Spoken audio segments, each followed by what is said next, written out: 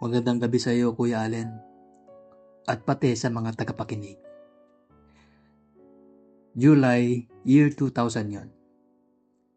Isang buwan pagkatapos ng magulong eleksyon sa Pilipinas.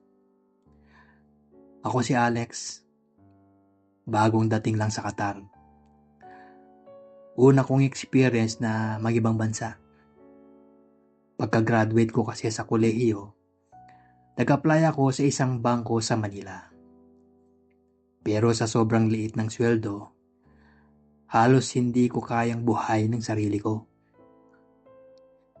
Kaya naisip ko, subukan ko na lang ang mag-abroad. May nakapagsabi sa akin na may bagong sangay ng International Bank dito sa Doha na nangangailangan ng staff. Nag-apply ako. At swerte, mabilis akong na-approve. Kompleto ang papeles, pasado sa medical, kaya within a week, nasa eroplano na ako papuntang Qatar. Maganda ang opisina namin. Maayos ang sweldo. At ang pinakamaganda, may provided accommodation kami sa isang compound. Separate buildings para sa mga lalaki at sa mga babae.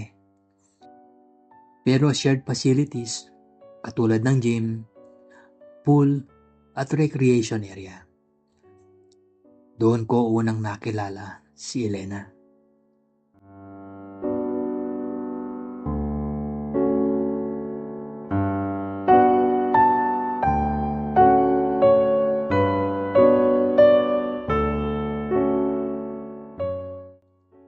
Si Elena ay taga Pampanga, 27 years old, may asawa na sa Pilipinas, pero wala pang anak.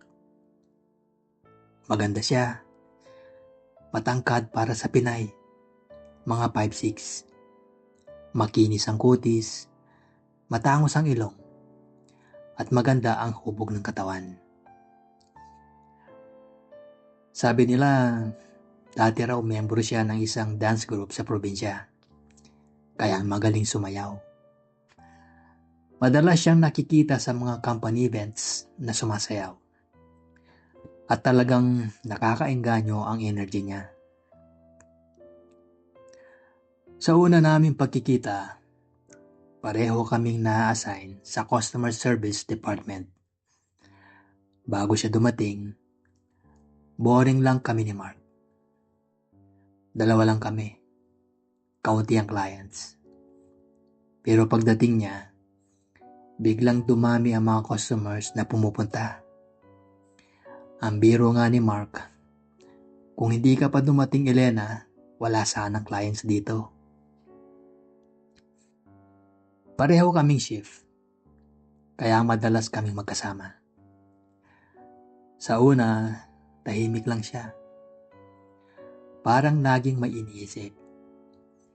Hindi siya masyadong nagsasalita kung hindi mo kakausapin. Naisip ko, homesick siguro. Ganoon din naman ako nung una kong buwan dito. Miss na miss ko ang pamilya ko. Ang mga kaibigan, ang Pilipinas. Pero dahil lalaki ako, medyo mabilis akong nakabawi. Pero si Elena, ilang linggo na, tahimik pa rin.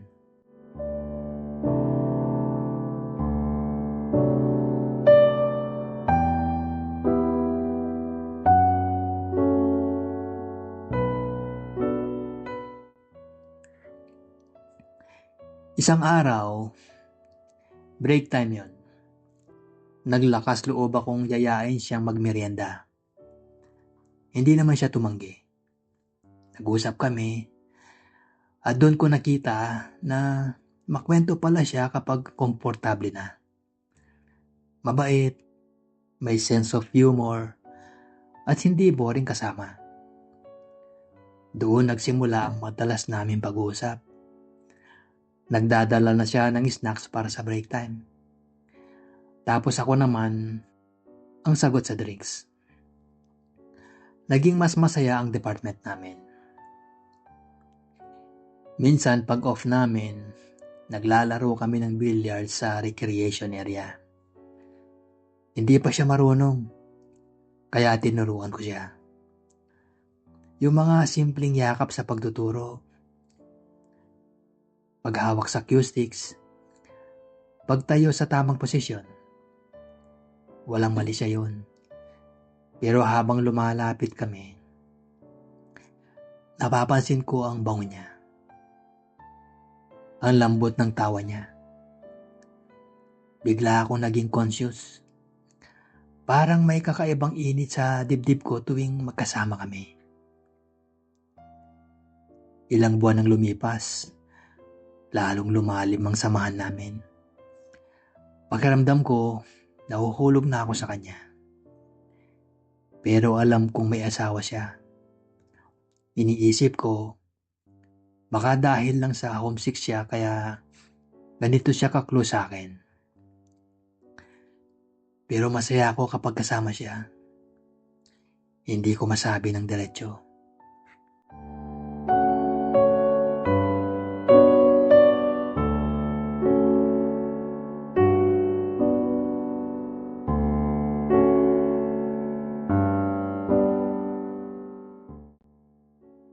May bagong dating. Si Claire. Maganda rin. Masigla. Kalog. Madalas siyang sumasabay sa amin. Minsan, inaaya niya akong mag-snack sa kafeterya. Napatingin ako kay Elena para magpaalam. At nakita ko ang lungkot sa mata niya habang tumango siya. Pagkatapos nun, parang umiwas na siya sa akin. Kapag lalapit ako, lalayo siya. Parang nagsisilos kay Claire. Pero paano? Wala naman kaming relasyon. At may asawa siya.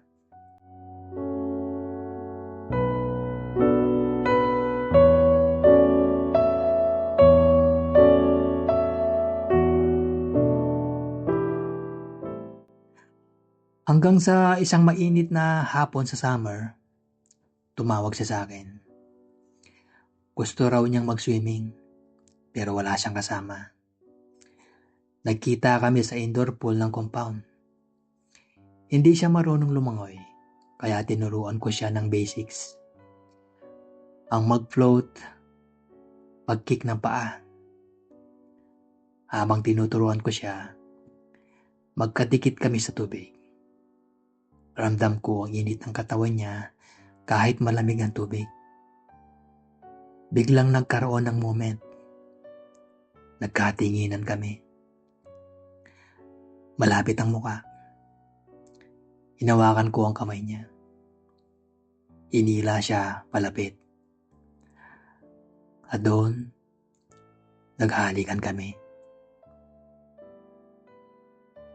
Simple lang, pero puno ng damdamin.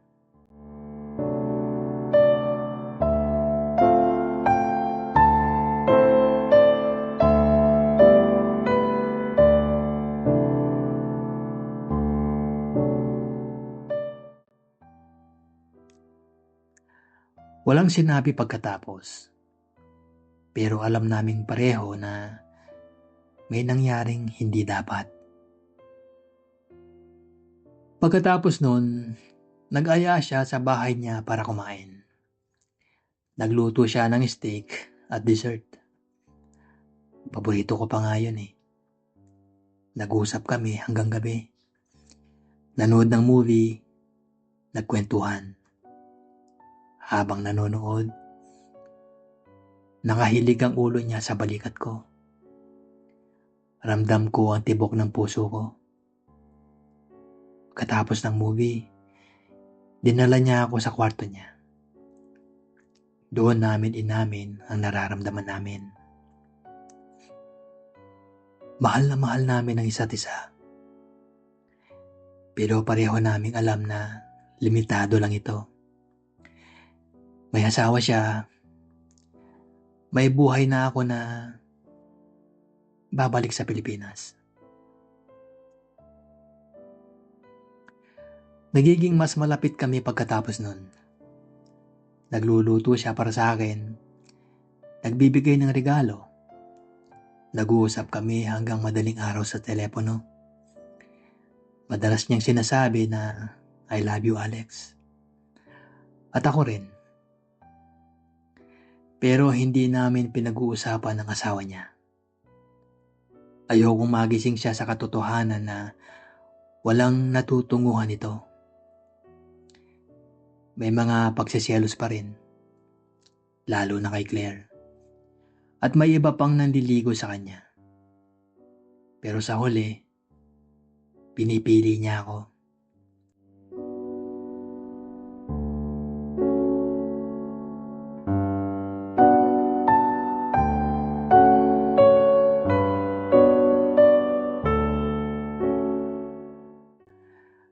Hanggang dumating ang araw na uuwi na ako sa bakasyon.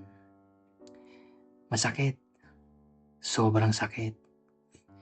Gusto kong sabihin na huwag na tayong umuwi. Manatili na lang tayo dito. Magsimula tayo ng bagong buhay.